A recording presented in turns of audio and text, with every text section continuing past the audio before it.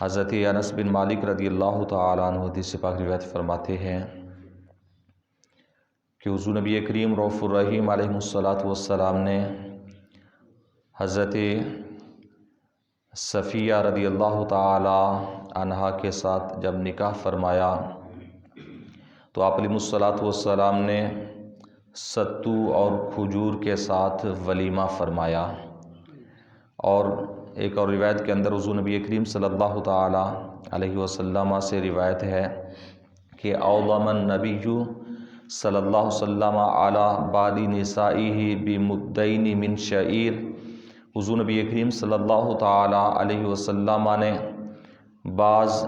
بیویوں سے جب نکاح فرمایا تو آپ علیہ الصلوۃ والسلام نے 2 مد کے ساتھ، یہ چند کلو کا ایک پیمانہ ہوتا ہے، 2 مد کے ساتھ آپ علیہ الصلوۃ والسلام نے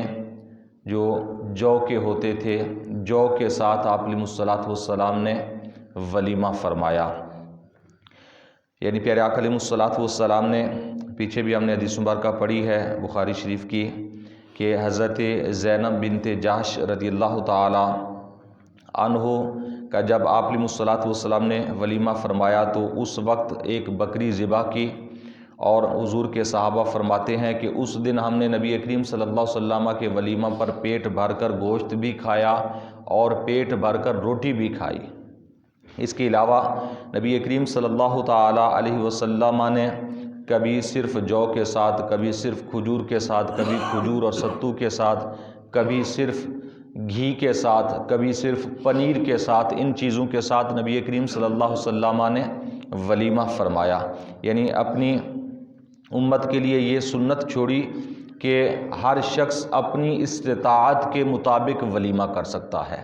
اگر ولیمے میں گوشت دینا سنت ہے تو ستو اور کھجور کے ساتھ بھی ولیمہ کرنا سنت ہے، اور صرف جو کے ساتھ بھی ولیمہ کرنا سنت ہے۔ یعنی پیارے آقا علیہ الصلوۃ والسلام نے یہ ساری چیزیں بیان فرما دی ہیں۔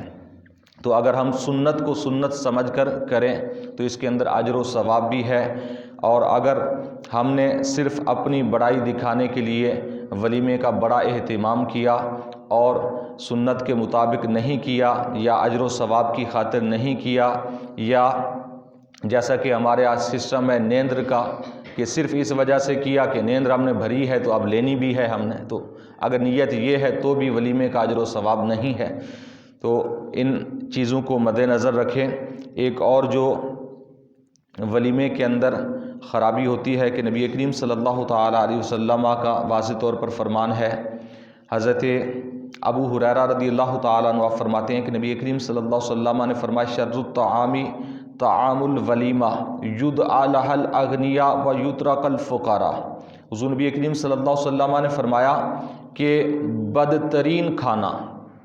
سب سے برا کھانا وہ اس ولیمے کا کھانا ہے کہ جس ولیمے کے اندر اغنیاء دولت مندوں کو تو بلایا جائے، وَيُتْرَكُ الْفُقَرَاء اور فقیر لوگوں کو، غریب اور مسکین لوگوں کو چھوڑ دیا جائے۔ یعنی جس ولیمے کے اندر غریب کو دعوت نہ دی جائے اور امیر کو بلایا جائے، نبی کریم صلی اللہ علیہ وسلم نے فرمایا وہ ولیمہ سنت ولیمہ نہیں ہے، بلکہ اس ولیمے کا کھانا شر الطعام، فرمایا تمام کھانوں میں سے برا ہے، تمام کھانوں میں سے برا کھانا ہے۔ یعنی جب ہم ولیمہ کرتے ہیں اور ولیمے کے اندر اگر ہم نے دولت مندوں کو دعوت دی تو غریب کو بھی دعوت تو دے سکتے ہیں نا۔ اگر اللہ نے اتنی فرصت دی ہے کہ ہم دولت مندوں کو بھی کھلا سکتے ہیں تو پھر غریب کا حق تو پہلے بنتا ہے۔ لیکن ہمارے ہاں کیا ہوتا ہے کہ غریب کو ہر جگہ پر نظر انداز کر دیا جاتا ہے، لیکن ہمارا دین اسلام اور حضور نبی کریم صلی اللہ تعالی علیہ وسلم غریب کو ہمیشہ پروٹوکول دیتے ہیں۔ جتنا ہمارے دین اسلام نے غریب کو پروٹوکول دیا ہے اتنا کسی مذہب کے اندر نہیں دیا گیا۔ اس لیے پیارے آقا علیہ الصلوۃ والسلام کے فرامین پڑھ کے دیکھیں تو غریب اگر حضور کے فرامین پڑھے اور سنے تو وہ جھوم جائے کہ بہت زیادہ غریب کی فیور کے اندر پیارے آقا علیہ الصلوۃ والسلام کے فرامین موجود ہیں۔ تو بہرحال آپ علیہ الصلوۃ والسلام نے فرمایا کہ جس ولیمہ کے اندر اغنیاء دولت مندوں کو بلایا جائے، فقیروں کو نہ بلایا جائے، غریبوں کو نہ بلایا جائے، تو وہ بدترین کھانا ہوتا ہے۔ اور ساتھ ہی فرمایا وَمَن تَرَکَ الدَّعْوَةَ فَقَدْ عَصَى اللَّهَ وَرَسُولَهُ، نبی کریم صلی اللہ علیہ وسلم نے فرمایا اور جس نے دعوت کو ترک کر دیا، یعنی ولیمے کی دعوت ملی اور نہیں گیا،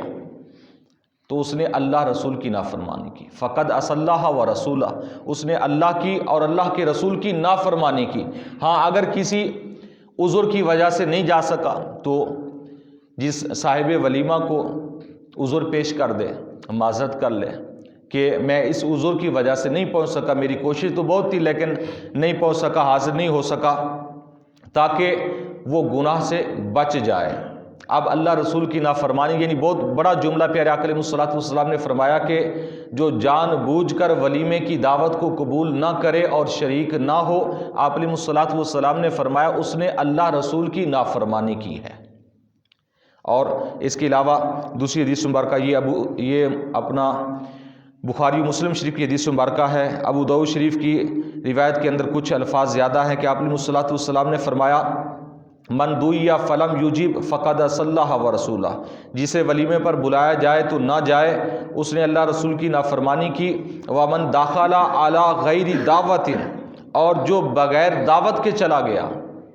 ولیمے پر یا کسی اور تقریب کے اندر بغیر دعوت کے چلا گیا، تو نبی کریم صلی اللہ علیہ وسلم نے فرمایا داخل سارقا وخرج مغیرا، وہ داخل ہوگا چور بن کر اور واپس نکلے گا ڈاکو بن کر۔ یعنی جس کو دعوت ملی ہے اس پر جانا لازم ہے۔ امام شافعی رضی اللہ تعالی عنہ کے نزدیک فرض ہے، یعنی دعوت ولیمہ میں شرکت کرنا امام شافعی کے نزدیک فرض ہے، لیکن امام اعظم کے نزدیک واجب ہے۔ فرض کا درجہ تو آپ نے نہیں دیا، لیکن واجب فرمایا ہے کہ اگر بغیر کوئی ضرورت کے اگر ولیمہ چھوڑ دے تو وہ گناہ گار ضرور ہوگا۔ اور اس کے ساتھ ساتھ اگر کوئی شخص بغیر دعوت کے پہنچ جاتا ہے، دعوت ملی نہیں لیکن آگے پہنچ گیا، چاہے کسی قسم کی دعوت ہے، یعنی کھانے کی کسی بھی تقریب کے اندر بغیر دعوت کے شریک ہو جانا، پیارے آقا علیہ الصلوۃ والسلام کیا فرما رہے ہیں؟ چور بن کر جائے گا، ڈاکو بن کر باہر نکلے گا۔ تو اس چیز کی بھی احتیاط کرنی چاہیے۔ ہمارے معاشرے کے اندر کچھ ایسے لوگ ہوتے ہیں کہ جو بغیر دعوت کے بھی پہنچ جاتے ہیں، تو ایسا نہیں کرنا چاہیے کہ کسی کے ہاں کھانا کھانا اس وقت تک جائز نہیں ہے کہ جب تک وہ بلائے نہ، اس وقت تک وہاں شرکت کرنا جائز نہیں ہے۔ تو ان چیزوں کا خیال رکھنا چاہیے جو پیارے آقا علیہ الصلوۃ والسلام نے بیان فرمائی ہیں۔ ہمارا دین دین فطرت ہے اور دنیا و آخرت کے اندر اس کے اندر بھلائی ہی بھلائی ہے اگر ہم اپنے دین پر عمل کریں تو۔ اللہ تعالیٰ کی بارگاہ میں دعا ہے حضور نبی کریم صلی اللہ علیہ وسلم کے وسیلہ سے ہم سب کو علم دین سیکھنے کی، سمجھنے کی، عمل کی توفیق عطا فرمائے۔ آمین بجاہ النبی الامین وما علیہ الا البلاغ المبین۔